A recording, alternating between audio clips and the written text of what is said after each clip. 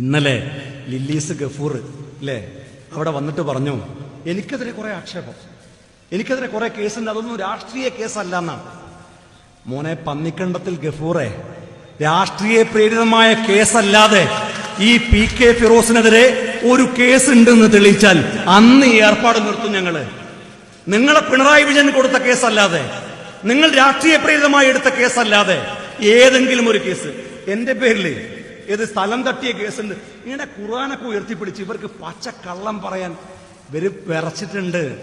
അതുകൊണ്ടാണല്ലോ തറവാടൊക്കെ വിൽക്കാൻ തീരുമാനിച്ചത്, വേറെ ആൾക്കാരെ പേരിലേക്ക് സ്ഥലം മാറ്റാനൊക്കെ തീരുമാനിച്ചത്. നിങ്ങൾ തറവാട് വിറ്റാലും ശരി, ആ തറവാടിന്റെ അടിവേരടക്കം മാന്തിയിട്ട് ആ 17 കോടി ഞങ്ങൾ തിരിച്ചു പിടിക്കും. നിങ്ങൾ പേര് മാറ്റിയിട്ടൊന്നും കാര്യമില്ല, നിങ്ങൾ തറവാടും മാറ്റും അല്ലെ. ലില്ലീസ് എന്നൊക്കെ പേരിട്ടത് പന്നിക്കണ്ടത്തിൽ നിന്ന് വിളിക്കുന്നതിലുള്ള നാണക്കേട് ഓർത്തിട്ടാണ്. പന്നിക്കണ്ടത്തിൽ ഗഫൂറെ, പന്നിക്കണ്ടത്തിൽ ജംഷീദെ, പന്നിക്കണ്ടത്തിൽ വേറെ ആരെങ്കിലും ബാക്കിയുള്ളവരുണ്ടെങ്കിൽ ഈ ഭൂമി എന്നിട്ട് പറയാണ് ഞാൻ 2010 വാങ്ങിയ ഭൂമിയാണെന്ന്. 2010 വാങ്ങിയ ഭൂമി അവിടെ വേറെ ഉണ്ട്. ഇത് വാങ്ങിയ ഭൂമിയുടെ കണക്ക് ഞങ്ങളുടെ കയ്യിലുണ്ട്. 2016 ഞങ്ങൾ ചോദിച്ച വിവരാവകാശ പ്രകാരം ഈ ഭൂമിയുടെ ഉടമകൾ ആരാണ് എന്ന് ചോദിച്ചപ്പോ അതിൽ പന്നിക്കണ്ടത്തിൽ ഗഫൂറിന്റെ പേരില്ല, അതിൽ പന്നിക്കണ്ടത്തിൽ ജംഷീദിന്റെ പേരില്ല, അതിൽ വി അബ്ദുറഹ്മാന്റെ സഹോദരന്മാരുടെ മക്കൾ പേരില്ല, അതിൽ നമ്പൂതിരിമാരുടെ പാവപ്പെട്ട നമ്പൂതിരിമാരുടെ പേരാ, മൊയ്തീൻ കുട്ടിയാജിയുടെ പേരാ, ഒരു പാവപ്പെട്ട ഉമ്മയുടെ പേരാ. 1,60,000 ധാരണയുണ്ടാക്കിയിട്ട് നിങ്ങൾ ഈ കച്ചവടം നടത്തിയിട്ട് 17,65,00,000 സർക്കാരിന് ഞാനും നിങ്ങളും കൊടുക്കുന്ന നികുതി പണം അടിച്ചു മാറ്റിയിട്ടുണ്ടെങ്കിൽ നിങ്ങൾ ഒരു പൊതുയോഗം നടത്തിയാലും മതിയാവില്ല, നിങ്ങൾ 1000 പൊതുയോഗം നടത്തിയാലും മതിയാവില്ല.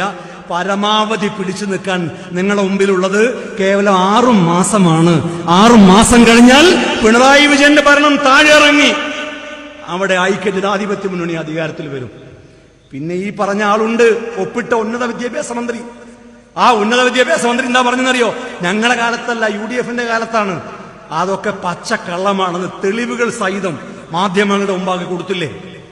ഉന്നത വിദ്യാഭ്യാസ മന്ത്രിയായ KT ജലീൽ സ്വന്തം കൈപ്പടയിൽ എഴുതി ഒപ്പിട്ടിട്ട് പ്രിൻസിപ്പൽ സെക്രട്ടറിയായ ഉഷ തോമസ് അവര് പറഞ്ഞ വാക്ക് കേൾക്കാതെ, കേരള ഹൈക്കോടതി പറഞ്ഞ വാക്ക് കേൾക്കാതെ ഈ പറയുന്ന സ്വതന്ത്ര മുതലാളിമാർക്ക്, വെള്ളവേഷം ധരിച്ച കുറുവ സംഘത്തിന് പണം വാങ്ങിക്കൊടുക്കാൻ, സർക്കാരിന്റെ കയ്യിൽ നിന്ന് പണം വാങ്ങിക്കൊടുക്കാൻ.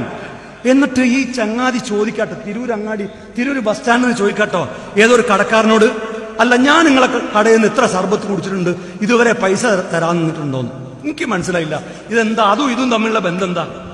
സർബത്തിന്റെ പൈസ കൊടുക്കുന്നവരൊക്കെ മാന്യന്മാരാ? ഞാൻ ചോദിക്കട്ടെ, വി